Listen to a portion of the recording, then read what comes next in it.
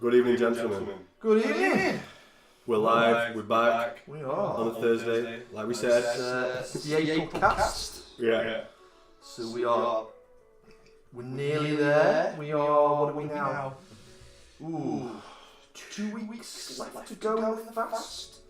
Yeah. We went. Not So long. we've got another 2 weeks, and then we got Holy Week, and then we're past going out. Yeah. It's on the way. Yeah.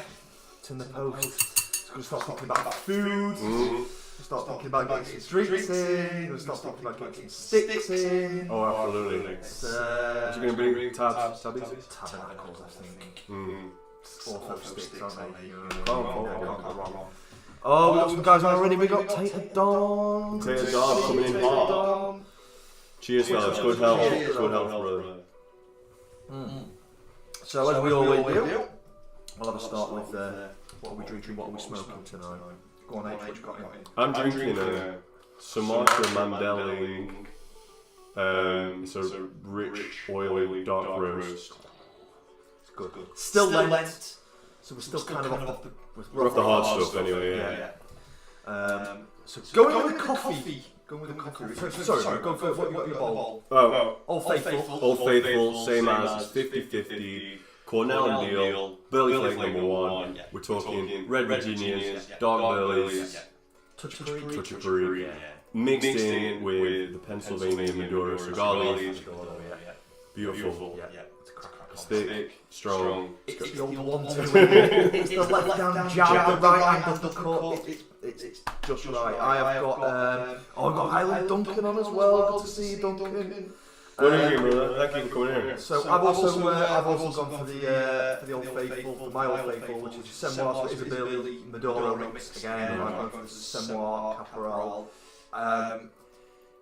Although I didn't, I'll go on to what I picked up while we're in London. We can maybe just touch. Oh yeah. Oh, we we talked about that. kind of touch on the trip down to our nation capital. It was a good night. And then what have I got drinking on? I have got while I was getting smutty messages. I can't blame him. I've got on tonight I'm going with the beers because it's Russian tradition. It's still kind of okay. It's not really alcohol. Otherwise, It's a soft drink. It's a soft drink. Party drink. So I've gone for Durham Dark Angel Stout. Durham Brewery. Durham Brewery stuff. It's so good. This is much less in terms of alcohol than the other ones. Like the Beach Chalice and the Imperial Stout. Temptation. Yeah, Temptation. Because they're ball smashers. But this is 4.3. Coffee, chocolate, Bit spicy, yeah, like you said, like a bit sort of cakey, bit malty. So yeah, it's a great combo with the Caporal. So it's still peasant stuff for me while we're in Lent. Peasant baccy, Chichodoro filler. It's good. And the beers. So yeah, we're all good. So let's leave with that before we get. We've got something lined up that's quite philosophical tonight. We're going to go deep hard in the paint tonight, aren't we? HITT. Before we do, maybe we can have a quick chat about. Tell the guys what we ended up doing. This time it would be not the last week. 2 weeks before. Yeah. 2 weeks before. So yeah, you lead in this one. So this was your outing. You took me away. Yeah. So we had I took out for a romantic looking it was in London Skull Monkey, and I had done was part of the project at work, which went reasonably well, and as part of that we got some awards. We got a ritzy, glitzy, glamorous awards do where I put on a nice dinner suit and pretend I was something. That didn't last long. And I also, so it was a couple of months later, it used to be these awards, we also used to get some money, which is better. But this is not turning down. But they don't do that anymore. So what they said was instead, you can have, we've got the value of, I think it was up to 250 quid 2 tickets for any of these shows that are on at the London O2. And so I had a look at the list, and would you know Taylor Swift, what's the Nickers who's just done the thing with, I can't remember her name now, so just a load of little pop starlets, and I don't know, Harry Styles and all sorts of guff. And what we've got, the Echo's back. Is it? The Echo back. What's going on there? Shall we try... Hang on, that's just one sec. What's gone on there? Why has that happened?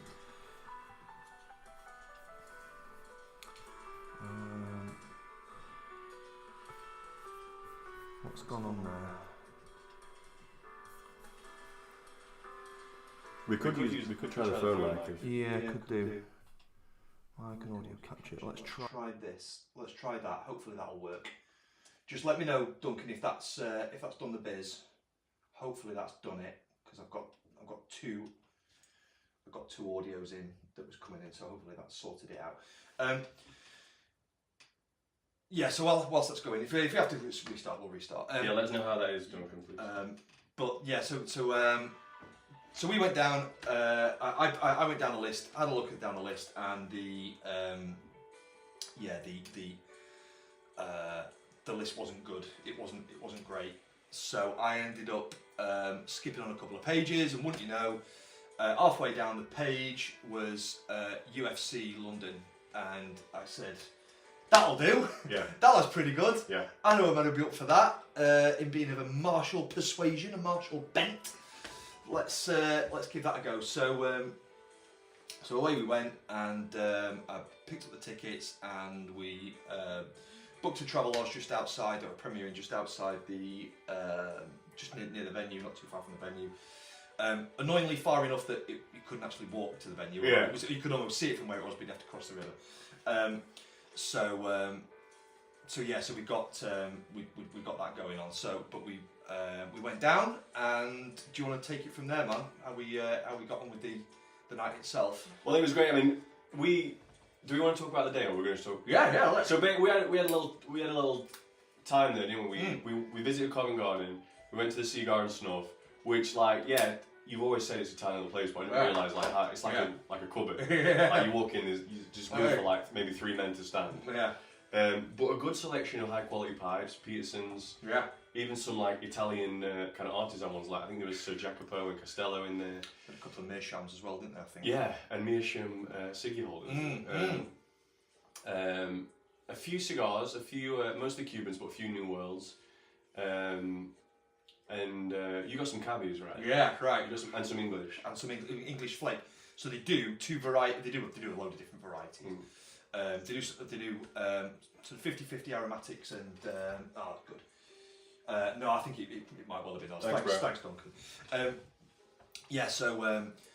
So they do two different menus: an arrow menu and an classic English menu. And on the classic English menu, they've got classic English shag cut, which is very much like the My Mix. I've still got some of that left, and it's nice. It's a nice, very subtly. A bit sweeter than the My Mix, yeah. But it's but only just. It's a nice blend. But I'd run out of the Cabbies mix, which I will take the Pepsi challenge over any other Cabbies. I think it's absolutely bang. Very good, bro. It's very beautiful.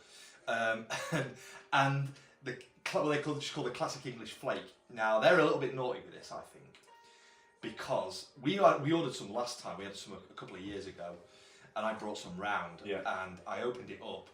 And for any of us that are on the cast tonight who are familiar with the Ennerdale flake that Gareth Hogarth do, that flake is it's doused in Lakeland topping. Now, I happen to quite like Lakeland topping. I actually really like Lakeland topping on its day. Yeah. But this is more Lakeland than Lakeland, right? But on its day, like I said, summer, you got spring, spring's properly sprung now, got summer coming around the corner. And do you know what? I I do quite like it. It's like geranium-y and quite floral and quite fragrant. It's not aromatic, but it doesn't off. It doesn't off wallop, but it was cracking. So picked up 2 packs of that, and you got some. You very kindly picked up some. AJs, didn't you? I picked up 4 of the. I don't know what the Vitola is, but it's basically like a Panatella in the AJ Fernandez New World Oscuro. Yeah. Which means dark, right? So it's like a really oily, rich Maduro wrapper, like super strong, and especially in that thin Vitola, the flavour came in so hot. And then reminded me a lot of the Charter Oaks. Yeah, kind of like size-wise and Vitola-wise. And then we smoked one of those outside the Samuel Smith pub. So I took you to the city of York. All right. We had 2 weeks. We went to it. We got off the train and like, I really need a smoke. It's like, yeah. God, I was gasping. I was on Oh, edge. he was dropping like, yeah. Somebody's getting it. Like, sorry, I got this. We had a coffee as well. We did a cup of coffee. So Yeah. take you for a cup of coffee. I know a place. So took you to what was it called? I keep wanting to say Brewdog. It's not Brewdog. It's not. It's the Brew House. Brew House. Yeah, which is just around the corner from my office, and very, very well rated. It's got some big names. Yeah. One of the a very famous chef. Quite likes it. Can't mention his name, but he swears a lot. Taste it. It's raw. It's raw. It's got so much oil on. America's trying to invade. Yeah. So I took you there for a cup of coffee. Nice coffee. Yeah, great coffee. Yeah. And I just ordered a double espresso, and it came with like the shot of water, which is like a classy touch. That's like a bit of a traditional serving. So that was good, and we had the smoke there, and that was in Holborn, right? Nice. So nice. I was a bit at ease by that point. I had a bit of smoke, had a bit of coffee. I was feeling better. Yeah. Then we hit the cigar and snuff. We went around Covent Garden and stuff. We smoked a couple of cigars. Then we headed back and we got ready. We headed over, took the taxi over. We had another little smoke outside, and then we went in, and we missed one of the prelims, which must have been the Georgian guy because we didn't see him fight. And I know there was a Georgian guy in the car, so it stuck in my head. Yeah. So I guess we missed him. Yeah. But the first fight that we saw, it was an Irish. It was Shauna Bannon. Is that what it was? Yeah. Versus an Indian woman, Pooja something. Yeah. And that was probably one of my favourite fights. It was one of the fights that yeah. It was like the way that Irish Shannon, the way that she fought. Shauna. Sorry, Bannon. So the way that Bannon fought, like I've never seen anything like it. Like she was using her lead sidekick like a jab, like like if you ever played Tekken, like the way that Chun-Li does those like rapid fire sidekicks. Yeah. It was kind of like that. It was, yeah. And she was so steady on one leg. Yeah. And this Pooja chick, she's just eating body shots, bam, bam, bam, bam, and she was really looking tired and run down. But then the wild thing was she got clipped, right? Good. Bannon got clipped hard. She was out. Yeah. She eyes shut. She got rocked. Yeah. And she went down. She was down. Yeah. And Pooja followed it up with I think she tried to get him out, but anyway, she was doing the hammer fist. But Bannon got her wits about her early enough to pull guard and got her in an armbar. Yeah. Which Pooja then got out. Slipped. Yeah, she slipped, and then by some, it was hard to tell what actually happened, but she pulled it back. Yeah. And she cranked it. Yeah. And she got the submission. Man, it was phenomenal. Great fight. It really was. It was all drama. Yeah.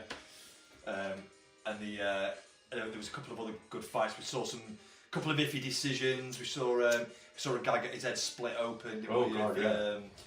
With like bad elbow, but he ended up like pulling it round. He ended up, but it was on the top of his head, so it wasn't like right in his eye. That was the flyweight fight, right? The flyweight Felipe fight. dos Santos, Brazilian fighter, was just raining down these elbows. Targeting it as well. Shot after shot after shot. His face was covered in blood by the end, and he took it like a champ. He did, and ended up winning in the end. I think it was a points decision when he put it unanimous, if I remember right. Or did he? I think he submitted. Did he stop him? He stopped him. I want to say that he guillotined him. I think guillotined him. I think it was about 3 guillotines. Yeah. And then there's a couple of other good fights. We saw the heavyweight fight. There was a bit of an iffy decision. And then we saw Leon Edwards, just get. I mean, he was murked, wasn't he? He got absolutely rinsed. By some up and coming. Yeah, Sean Brady. Yeah. And he was on him like herpes, wasn't he? It was just all over him. It was distasteful to watch. It was so one-sided. But it was. So yeah, we had a cracking night. Amazing. By the end of it, we were both shattered. I was certainly shattered. We were both nodding. Yeah, we planned to smoke that second stick, and we ended up smoking that in the morning, didn't we? Yeah, which was quite nice. That's a bit more coffee and the smoke. Yeah. And then we headed home. But it was a great evening. Yeah. Great evening. Yeah, it was nice. So that was a setup for what was going to be a pretty lively rest of Lent. So we've got Duncan on. Tried Lovecraft after last time. He's not for me. Well, that's it. Well, you know, good man for trying. You know, it's not for everybody. Can't remember who was chatting to about the Wheel of Time inspired the strategy. Inspired me to strategy the books again. Yeah, exactly. It's just one of them. He's not usually a Vapor guy, but after watching London Calling, so many bought a vintage. Oh, it's sliced. Oh, okay. Yeah. Oh, nice. Vapor as in Virginia Brig. Yeah. Oh, yeah. Bro, I've never tried the Orlick, but I know people rave about it. Bro, I love the Vapor. Yeah, I love the Vapor. Yeah. Cabby's Mix, St. James Flake, Cajun Cake. Bro, yeah. DNRs. Yeah, Deluxe Navy Rolls, yeah. Do not resuscitate. Yeah. Yeah, they're good. So look, in terms of tonight's then, so we warned that it was going to be a little bit philosophical. Yeah. So I wanted to just touch on a little bit tonight about the art of maybe the lost art. Should we call it the lost art, or being the rediscovered art of the Naismith? Yeah, and how it relates specifically to critical thinking. Yeah, and contrarianism. Yeah. Okay, so recently fairly recently, I got into red teaming. And red teaming was like a military term where they'll, when you're going on exercise, there'll be a blue team who are the like your force, if you like, and then you've got the red team who act up as the opposing force. And the idea is that red team are there to challenge and stress test your battle plans, see how well your strategy copes under fire, under some extreme pressure. Yeah. And so there's sort of applications. It gets used a lot in the high tech industry. You'll have a red team that try and develop alternative apps to the one team. The blue team will go out and make an app. You'll have a red team that'll be developing a different type of app, and we'll see which one works, and you end up going with the one that works. Sometimes that might be a way. You'll have pen testers that you get in like network testers, so they'll look for exploits and weaknesses in online networks and look to see if they can break it and break into it. So that's quite common. It's also got it gets used quite a lot in certain sort of businesses, especially in sort of banking, finance. They'll have a red team and they'll look to kind of do alternative things. They might have like alternative hedge funds that are looking to short the stocks that other parts of the bank are trying to go long on, that kind of thing. So it's got.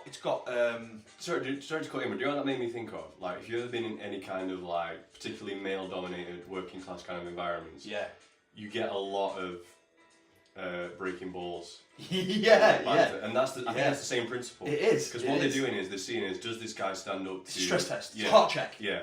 Does he stand up to it? Yeah. How does he take it? Does he take it in humour? Does he get Marty? Exactly that. Yeah. So it's a social thing. So we're actually more kind of comfortable with it than we maybe give ourselves credit for. But that seems to have fallen out of favour a lot. Out in the sort of the normie world, where you've got a lot of groupthink, like herd mentality. You've got even to the point where during the incident with a certain virus of unknown origin, there was herd immunity. Yeah. Right, they were describing this as, we're all in this together. The consensus, the science has spoken. All these kind of phrases is all designed to kind of cut out the idea of contrary voices, which is kind of weird and at odds with this thing about diversity. There's this big push for diversity, saying, diversity is our strength. It's like, what about diversity of opinion? Right. You know, and one of the things that always stuck with me when I started getting into this was that it had been worked up into like a training regime where and the guys who developed it had been involved in the military and had been to Iraq and had interviewed, questioned this guy, interrogated really this guy, this Islamic cleric before they invaded Iraq, and they said they were quizzing him, and they said. You know, where's Saddam's armies, and where are the tanks, and where are things? What about the schools? What about the hospitals? Where's all the power supplies? And eventually, this cleric was like, right, you've questioned me for 9 hours. Right, it just went on and on and on. You've questioned me for 9 hours. I've got a question for you. How long do you think you're going to be in Iraq? And they said, oh, well, it's a quick job. You know, we see you very much like pre-war France. You know, you've got universities, you've got good infrastructure. You know, there's a modicum of rights for people. We'll be there for sort of 2 to 3 months. And he's like, when did you leave Germany? And so we never left Germany. He's like, there you go. And so they invaded anyway. And the long story short is that the guy who was there, who was part of that on a watching brief, realised that nobody had taken the contrary view. And there was this thing that he picked up after the Yom Kippur War, where he said after that they started developing this thing called the rule of the 10th man. So if you've got 9 men in a queue who all say one thing and all agree, the 10th man has a duty, an obligation to state the alternate case. Even if he doesn't believe it, the 10th man has to state the alternate. What if we're all wrong? Yeah. And what might that look like? So I got really into this in a big way, into sort of Naismithing and contrary opinion and challenging stuff. You know, it's not just about being a pain in the arse. I mean, I am sometimes, but that's not the point. But it's about about challenging things constructively as a means to make those ideas and strategies and plans better. But then I kind of wanted to extend the idea and watched recently another of Richard Grannon's videos about. This one was about Freud's nephew, Edward Bernays, who was instrumental in developing marketing and advertising. Probably the progenitor, the grandfather, Right. really. And like just go on a little bit, if you would, bro, about what that looks like and the points that they needle to get people to buy. So, like, for example, he's ironically kind of the guy behind like bacon for breakfast. So I'm pretty sure like the meat companies were like, we need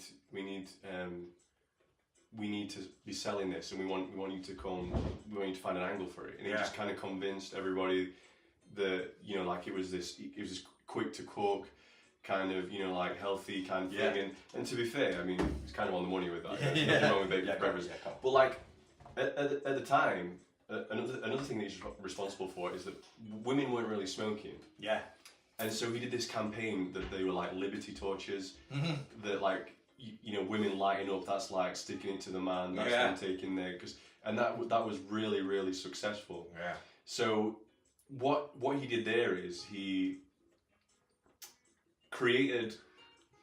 So this is the I think this is the language that Chase Hughes. He's another kind of guy who's like behavioral kind of psychology thing. What he said was that like they create a wound, and then they sell the bandage. Yeah. So he created this wound that like you're oppressed because all these guys are out here lighting up and you're not. Yeah. So what's that about? Yeah. You need to be lighting up. Why is it good enough for them? Yeah. Why, it's not good, why can't you? Yeah. So you're oppressed. You're oppressed, right? Yeah. And I'm going to sell you the cure. The cure is you need to be lighting up too. Yeah. And then he convinced a whole generation of women to start smoking cigarettes. Yeah. Massive win. Yeah. For the tobacco companies. Yeah. So, but I'm pushing there on like envy. Yeah. But then there were others, but it was the point vices. being that it was about vices and about passions and about how they do that and how they needle these parts of the human psyche to kind of get the point across. Yeah. And the video itself was really interesting, and I would definitely recommend watching the video, but rather than kind of go on too much about Richard's video itself, it kind of got me thinking about contrarianism and where that contrarianism started from with me and where that's kind of come through to. Now, Harry and I, although neither of us are blessed now with follicly, that's fine. You know, we're okay. But once upon a time, we both had long hair. Yeah. We were both fans of what you might class now as like the alternative music, alternative lifestyle. All black everything. All black, yeah. The good guys wear black. Yeah, makeup. Yeah, nail varnish, you know, the works. And it felt like really rebellious at the time. It felt like it was like kind of standing against what I saw as being like the normie world, you know, it's kind of, and like quite clearly it's very cringe, quite clearly. And the irony of it is, actually, you are just conforming. You're conforming, it's just something else. Yeah. But anyway, that wasn't the intention. That's so. right. It's, you know, at the time it felt like, you know, we were sticking it to the guy, and just like the women were smoking cigarettes, I guess. But when again, so you flash forward now to where we're both part of the Orthodox Church, and there's a great book by the guys who were involved in Death to the World fanzine, or what's like a fanzine? It's like an Orthodox zine, and they're all ex-skins and punks, and they're all really rebellious. And this whole idea about rebellion is like, what are you really rebelling against? And the real rebellion was against the world. Yeah. Now, Harry and I both like in a smoke. We like a cigar. We love a pipe. And there's something very contrarian about that. You know, this idea that like we're not just grabbing a vape stick or cigs, which are already pre-made. There's a skill involved. Even with cigars, it's about how you cut it, and you know, and lighting it and purging it. You know, there's still a little bit of skill involved, but it's slower. It's against this sort of rushy modern mentality. It's a social activity if you want to be around friends. If you don't, if it can be a contemplative activity, which is something that we don't get to do very much in the modern life. But it's all very contrarian. But ultimately, the ultimate contrariance, the ultimate rebellion, is a rebellion against the world, and for us that manifested, I think, in the Orthodox Church. Yeah, definitely. I mean, similar to you, like if I look back at some point in my probably early 20s, I don't really know what kind of started it, but I just I kind of consciously took on this persona of like the guy that says the thing that people don't agree with. Even if I didn't agree with it. Like if people were talking about a certain thing, I'd like just present the crap. and I'd just say like purposefully triggering things just to like wind people up. But that's a valuable service, because you know, like, it is. Even if it's kind of an apocryphal kind of meme or trope, you think about like the court jester. So there's the king, and he's the autocrat. He's got but he keeps a guy in his court who's there to make fun of him and point out his shortcomings. And that's kind of the role. Like a little bit of a jester, a little bit of a troll even. But so I wanted to, because this kind of archetype is nothing new. It's like really entrenched in like the Western, particularly like the Western canon. And the OG really is, if I can go down this like tangent for a bit, it's like Socrates. Socrates, like known as the gadfly of Athens, like the horsefly, like this guy. You'd be in the agora just trying to buy olives, and like some like bald guy in a toga is coming up to you and he's like, "What is beauty? Like, what does beauty mean?" And he's like, "I'm trying to buy olives." Come on, Socrates, I'm busy. Yeah, Socrates. Just get out of it. And so he'd be going around and he developed the Socratic method. So like he'd ask people like, what is justice? Like what is and there's a great truth. What is truth? What is and so there's in book 1 of the Republic, there's like a great exchange where he's talking with Thrasymachus, and he asks Thrasymachus what is justice, and Thrasymachus kind of gives like a standard kind of Nietzschean answer. He says, well, justice is what the elites say is right. Circular logic. Might is right, basically. And I mean that's quite easy to pick apart, but because if an absolute like justice is based on an arbitrary condition, i.e., the will of whoever it may be. Yeah. It's arbitrary. It's not absolute, right? But he says basically that might is right, and Socrates takes a different line of questioning. He says,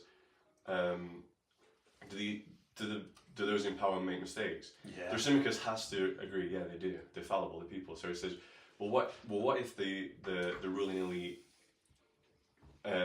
issued an order that, unbeknownst to them, was counter to their interests? Because he's saying that justice is whatever is ordered and in the interest of the elite. Yeah. And he says, would that still be justice? Because the elites have ordered it, but it's counter to their interests. And he reveals the circularity and the contradictions of the argument. Yeah. So, and that kind of developed the Socratic method, where he's just questioning people, just questioning assumptions, presuppositions that people have, like these axiomatic principles that just go unquestioned. Yeah. But particularly like in my life over the last few years, I've really been kind of delving into like the branches of philosophy, like epistemology, like how can you justify your belief? Yeah. Metaphysics, ontology, like how, and when you like start to look into it, it's probably a bit of a Dunning-Kruger effect going on, but when you look into it, you really realise that other people and yourself are operating on a lot of presuppositions that have gone unquestioned for years and years and years. Yeah. And you start to think like, why do I hold that belief? Yeah. Is there a reason? Yeah. Can I punch holes in it? Yeah. Does it stand up? And then it's funny, like when you start doing that, I think, well, if I'm wrong about that, what else am I wrong about? Yeah, exactly. And in the I think it's in the Apology, where, because everything that we know about Socrates comes from mostly Plato, or a bit from Xenophon, like his two kind of disciples. Yeah. But in the Apology, I'm pretty sure Plato's writing, and Socrates is on trial, right? So Socrates has been he's on charges for corrupting the young, and blaspheming the gods of the city, Athens. And he's told like a good maybe a year or at least months in advance, like, if you keep this up, we're going to kill you. Right? Yeah. But he refuses to flee Athens. Chad. And he refuses to stop what he's doing. Yeah. So they put him on trial. Yeah. And one of his boys, can't remember his name, but he's like, you can still run. We can still get you out of here. Yeah. And he's like, would that injustice nullify the injustice of me being on trial? Yeah. I've lived in Athens. I've benefited from the laws and the order that Athens and the protection that Athens has provided me. If I now seek to circumvent that justice, does that injustice nullify this injustice? He's like, no. And he says something like, it's not just about staying alive; it's about living righteously. That's a paraphrase. Yeah. But that's what he says. So he stayed true to his principles. To the end. Yeah. And he drank the hemlock in the end. Yeah, that's right. Yeah. And like. And chose, didn't he? Because it was a choice. Yeah. And there's like the famous picture where like all his disciples are around him, like, no, and he's like got the cup and he's like, and obviously like the Orthodox Church, especially in Greece, and I think like in other, we do honour the pre-Christian philosophers like Socrates and Plato. We put them in the narthex because they're outside of the church and they don't have halos, of course, but they are preserved in the iconography. They're almost kind of like prefigures, weren't they? Right, yeah. And like it's an Orthodox belief, like about the harrowing of Hades. Yeah. And they would have been in there. Yeah. And maybe they got the message. Yeah. But one of the things that like Socrates is most famous for is that he would say, what I know is that I don't know anything. Now, at first, that's a contradiction, because if you say, I know that I don't know anything, well, you're saying that you know something. But that's just me being a contrarian, like falling into the meme. What he's saying is that he's aware of his lack of knowledge. Yeah. Right. Which we all need to keep in mind. That there are things that we've got blind spots. Basically, we've got blind spots. Right. That all our experiences, it's all led to these sort of heuristics and these fallacies that we've picked up. And I mean, God only knows like why we believe some of the things we believe. Probably, I mean, there may have been like something that you saw. Round Earth. Yeah, exactly. Yeah.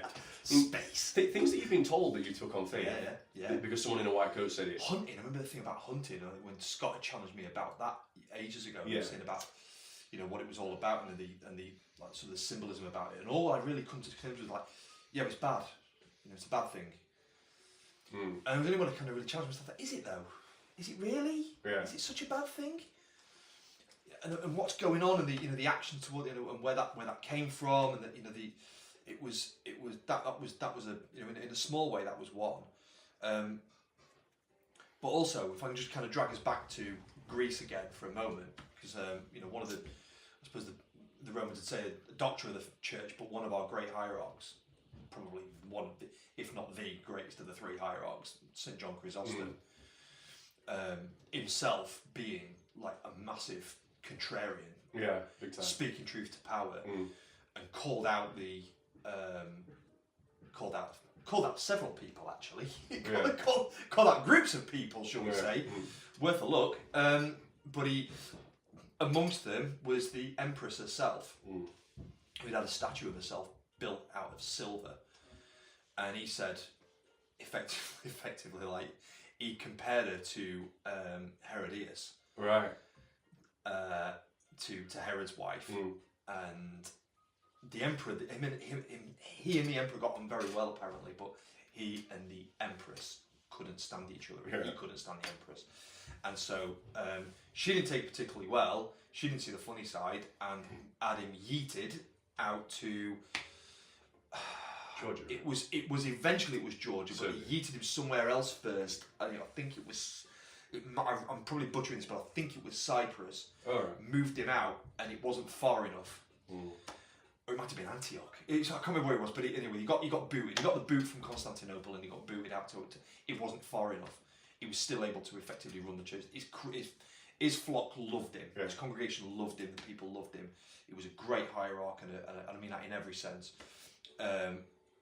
So they ended up having to boot him further to Georgia, basically, but at sword point. And it was whilst he was being frog marched out to Georgia that he died. So there are some relics and a tomb and a shrine to him in Georgia, where I think he was ending up. So they eventually he interred some of his relics there. But that he was very much of the tradition of speaking the truth to power. A little bit like, not quite the fool for Christ, but that's kind of another side of it. But he was very much more, about, the search for truth and righteousness. And it just kind of, to bring that up to sort of modern day, was about this being one of the examples, him being one of the examples for the Orthodox Church, and the way that the Orthodox Church challenges the modern day, the worldly orthodoxy, if you like, and is the sort of the canary in the coal mine, like, eating meat, are you? Yeah, exactly. Yeah, and it's a quiet resistance. It's not like a flashy. It's just there. In the background. It's not kneeling to the modern zeitgeist or whatever.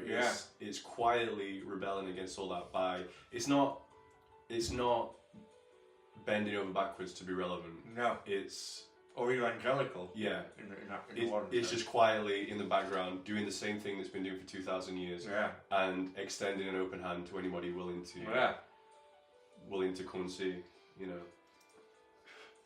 But that tradition, so coming back to sort of the Fool for Christ and likening it a little bit to the jesters that you were talking about before about the king, that some of the stories of the Fools for Christ were able to get away with stuff that people in court were never ever allowed to get away with, but they were important figures, and in a way, sort of kudos to the emperors and the autocrats who were able to see that and think, we need to keep this guy around. Yeah, exactly. Yeah, and I think that brings us to the subject of like the ultimate, the ultimate contrarian was Jesus himself.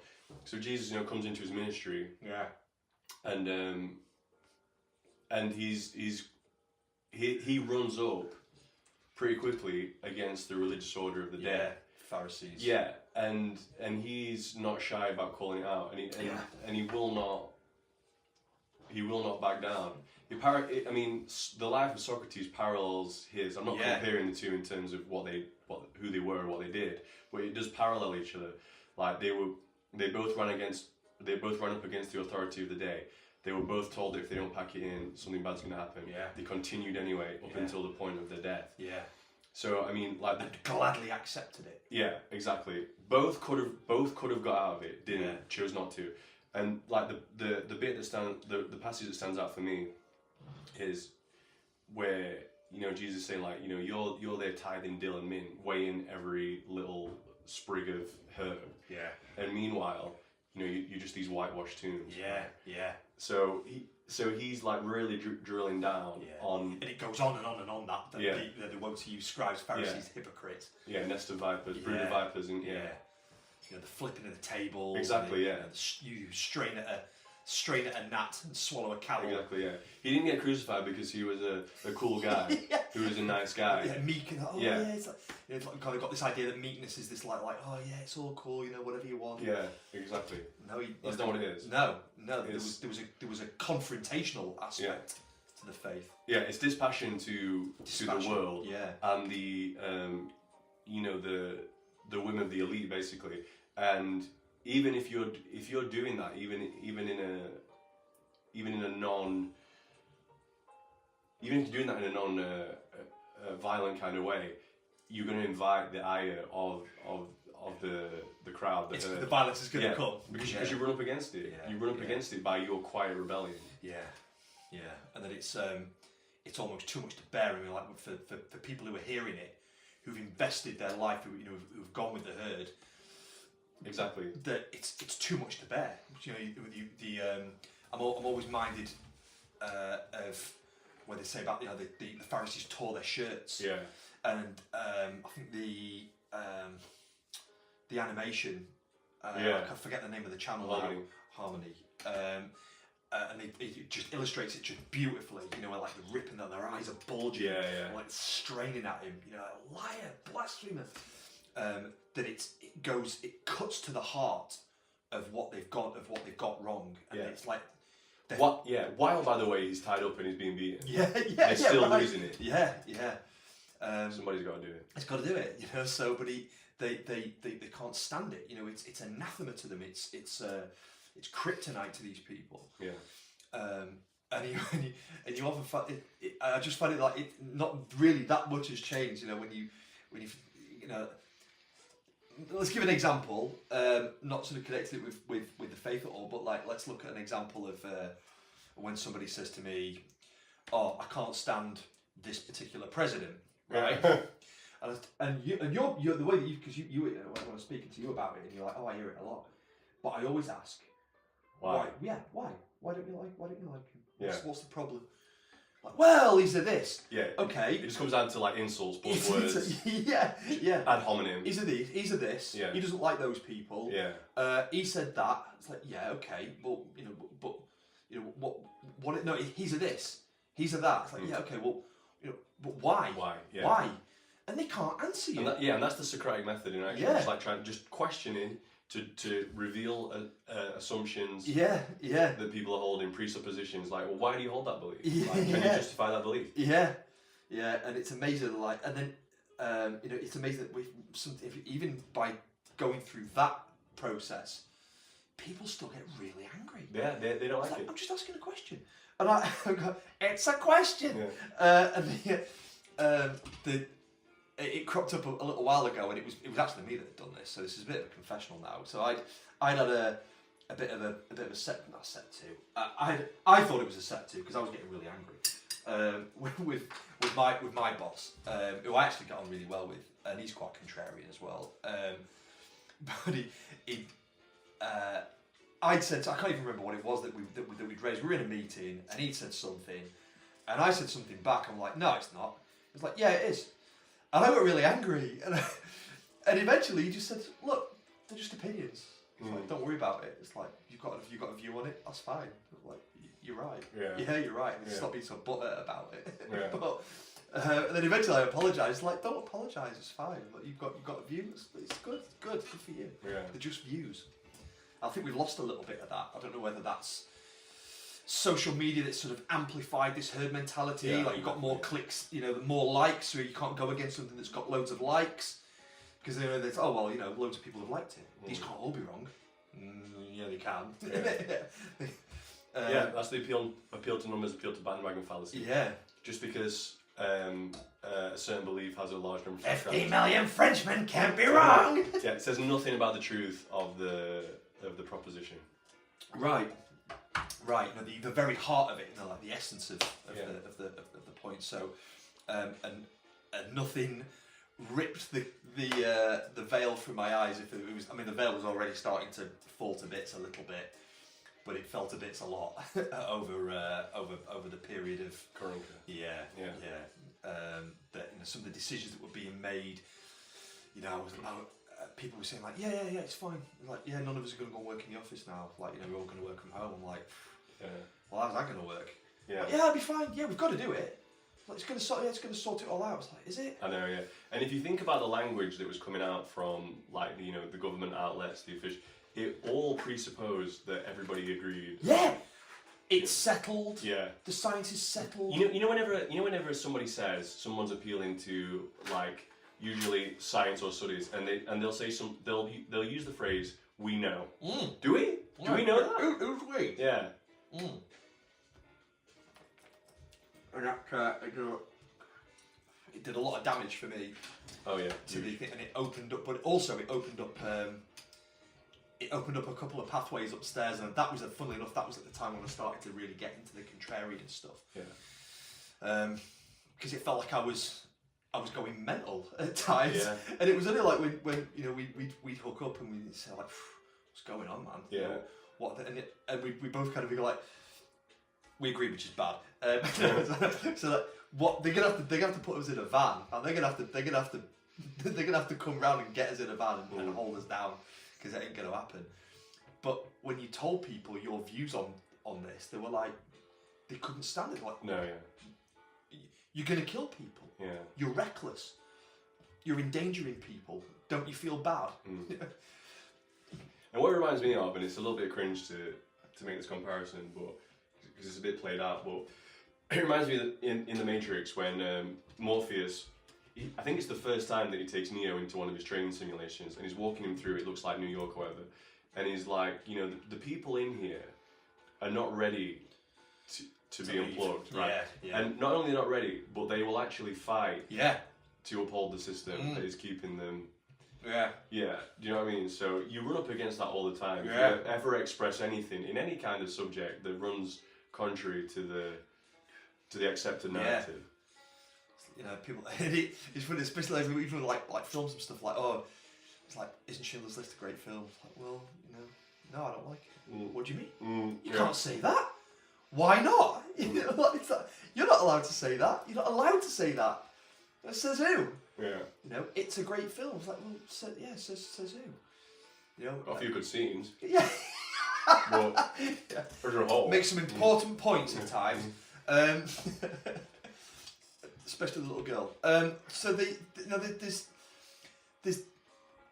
it kind of comes through, I think, a little bit in the sort of the zeitgeist, and the kind of got you know, and everybody was kind of going mad about about Game of Thrones. Everybody like was literally for a whole chunk of time, right, 5 or 6 years maybe. Yeah. It's like it dominated conversations. Like it was everything. People were like, it dominated YouTube. It dominated, you know, all the sort of theory space. You know, it dominated the coffee table. It dominated the work office. Yeah. You know, and it was almost kind of weird when people say like, "Oh, yeah, I've seen it. Yeah, I've seen it. Like, I've seen what are you on about?" Yeah. And Breaking Bad's a little bit the same as well. Yeah. You know, I caught a little bit of that, but not much. People were like, "Well, why you watched it all?"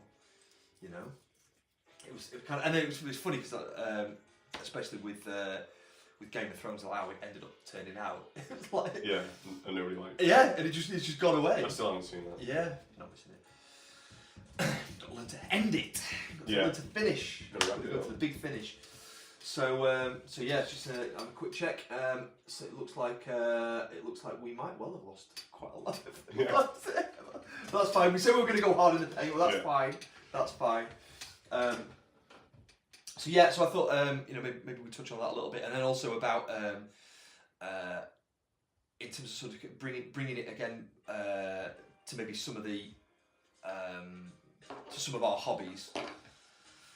You know, for me, definitely, you know, in terms of sort of fishing, you know, I quite, you know, like nice and calm, and that's all very against the sort of the modern pace of life. Yeah. But also, I wanted to touch on a little bit. If we go back to the MMA, because you're going to be fighting in July. Yeah, 15th of July. And man, I've got to say it. You got a lot of heat for taking that I fight did. on. I got a lot of heat. Yeah, you were probably the only. And it was, and again, it was, it was like the consensus. The science is settled. Yeah. It's a bad idea. Yeah, but yeah, you were probably the only guy that was just like wholeheartedly supportive. Like everybody else had something to say. Yeah. It's like, no, you can't do that. Yeah. Don't you want you get hurt? Yeah, exactly. Yeah. It's like, You get a boo-boo doing that. get a boo boo.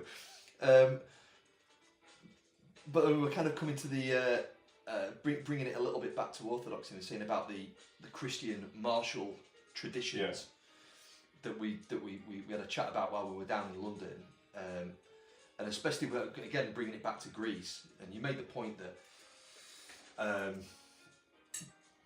that our traditional seats of power, if you like, are seats of the faith, I guess you would call them. Greece, Russia, Serbia. You know, these are all Romania. countries. Romania. These are all countries with a strong martial tradition. Yeah, absolutely. And you know, to some extent, some of those still very much so, and some maybe not quite so much. But when you look at, you know, you made the point about like martial arts and like the ancient martial arts being wrestling, Yeah, and boxing. and boxing that had come through ancient Greece Yeah. and Rome. Yeah, from Greece to India because of Alexander the Great. Yeah. People don't know that, but India has historically been influenced by Greece quite a bit. I didn't know that. Yeah, you know, in terms of medicine and yeah, especially the martial tradition. And then by way of Buddhist missionaries, because we associate Buddhism with like the Far East, but it begins in India, Really? like Yeah. a Nepalese Indian prince, Yeah. Siddhartha Gautama. So Indian Buddhist missionaries who went to China, Korea, and then ultimately to Japan, and that's where, you know, what we know as what we refer to as like the Eastern martial arts. That's where you know they have their origin really in Greece. But that sense of martial tradition, you know, would we describe that as being like a physical manifestation of contrarianism? It's like you've got to have two people. And you know, you were telling me about when you fight and you were in the dojo and you were doing BJJ against guys who you knew could really hurt you. Yeah, kill you. And you were tapping out, and you'd kind of feel, you know, you'd feel a certain way afterwards. But Yeah. you would learn from that, and that you're, you know, to bring that into like the kind of like the red team and stuff. Like the red team wins, you learn something about yourself and your strategies. 100%. Yeah. Maybe I can't do that. Yeah. Here's where I tried it and it didn't work. Or alternatively, you were the red team, you tried something and actually they were going to try something and you pulled something else and it worked. You know, you're able to kind of circumvent it. Yeah. You learn something through that. 100%. And I believe that not just in jiu-jitsu, but in anything really. If you can take a failure as a learning experience, you can't lose, right? Yeah. You can turn everything into an opportunity if you Invest in loss, as Chen Manching said. All right. Yeah. But it's, you know, that these two sort of worlds that you maybe wouldn't quite think to put together in sort of, you know, physical combat and thinking, you know, philosophy. Maybe they're closer linked than maybe even we think. Yeah, I mean that's a good point. I mean, combat is like that's like the last resort when words fail. Right? Yeah. And you know, things aren't really that way anymore, but they certainly have been in the past, and even today. You know, we like to think that we live in a civilized society, and that doesn't happen anymore. But you know, in the street, day to day, person to person, it's still a reality. Yeah. and we've still got a war of ideas going on Yeah. at the moment. You know, we talk about the spiritual war quite a lot in Orthodoxy, like this, and again that brings it back to the, you know, like the stuff that we were talking about earlier with, like the passions being stuff to sell people. It's like, oh God, you know, like, go and sleep around. You know, you're a young lad, yeah, go and sleep around. It's fine. You know, go out on holiday, get loads of birds. You know, go and get hammered. You know, it's fine. You know, go and enjoy yourself. And you listen to like the patriarchs who are giving the sermons. They're like, you like women? Good. Go and get married. Go marry one. Go and get a family. Be responsible. Yeah. You know, these two sort of worlds that these two sort of spheres of you know, like kind of liberal Western mindset and the like the I want to say kind of Eastern, but that's only where it is at the moment. Yeah. But it's always been there, and even here it's always been here. Yeah. Like I said, it's not necessarily that it's laid dormant, but it's quiet, it's understated. But this, you know, this contrarian opinion, and that always comes through for me with Orthodoxy, and they always kind of come back to it, that we, you know, us kind of wearing black and you know, like having t-shirts with skulls on and stuff. I've come right back full circle. Orthodoxy, like it's all skulls. All the guys wear black. All the good guys wear black. Yeah. You know, and there's still this kind of this separation from the world. You know, you look at like St. John of the Ladder, which we celebrated last Sunday, and the first thing he says is, first step on the rung, the first step, not like, oh, you've gone like 20 steps and you're kind of halfway up there now you're ready to leave the world. Very first step on the ladder. If you're ready to put your foot on the first rung, turn your back on the world and everything in it, and everything in it, because it's all wrong. Yeah. You know, you look at these monastics, and actually they are quite contrary, and they're really cantankerous sort of. Yeah. and they don't. It's not that they don't care. Like you said about dispassion, that like they've made peace with who they are because they know that what they are is fallen, but they're working their way through it. You know, they're a war. They're fighting. Yeah, 100%. And I think, like, to bring it back to one of the earlier topics, I mean, maybe you'd agree with this about yourself too, but it could be that God kind of, in me, used my, you know, contrarian nature to actually bring me to the church. Yeah. You know? Yeah. It's funny because like, even now I look at me wearing like when in my younger years, and I've got a Sepultura t-shirt and I was like, oh, I hate the church, it's a load of rubbish. But like, he's a massive ortho bro now. Yeah. Like Max, and actually, and even then, like stuff comes through in some of the music. So it is interesting how that even then there were things I can pull out and say, oh, that's maybe that was setting seeds. Yeah. Some of that seed was being scattered. Definitely. And like when the like the cultural zeitgeist is what it is, the natural rebellion is to, you know, join the church. Yeah, definitely. Is that maybe why we're seeing so many lads starting to join up? Probably. You know, we're seeing a lot more catechumens come into the church. We've got a lot of young lads, inquirers, who will come in and seeing what the church is all about, and it's a contrary voice to what they're hearing, which is you are inherently bad for being born the way you are. Yeah. It doesn't have to be like that. We're not like that. We don't. That's not what we believe. It's not in our doctrine. No. You know, it's a contrary voice, and there's not many of those at the moment for that. No. So we promised you it would get quite deep and quite quite moody tonight. So hopefully it's not bore the arse of everybody. I thought it was really interesting. So in terms of going forward, we've got Pascha coming up. Yeah. Towards the end of the month, which is going to coincide this year with everybody's Easter. So we'll all be celebrating together, hopefully.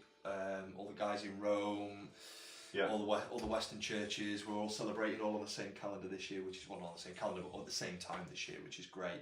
And then we're going to be into May, and we'll hopefully start to get. I mean, the weather's been quite nice lately. It's been gorgeous. It's sumptuous. It's like we've seen the birds coming out. We're getting the buds on the trees. We're getting all the flowers up. Seeing all the cheery daffodils and like they're going now. A few bluebells. Yeah, man, it's starting to look really nice. So So we'll be getting that, and then hopefully we'll be able to do some, maybe do a cast outside at some point. That'd be Quite good. nice. That'd be good.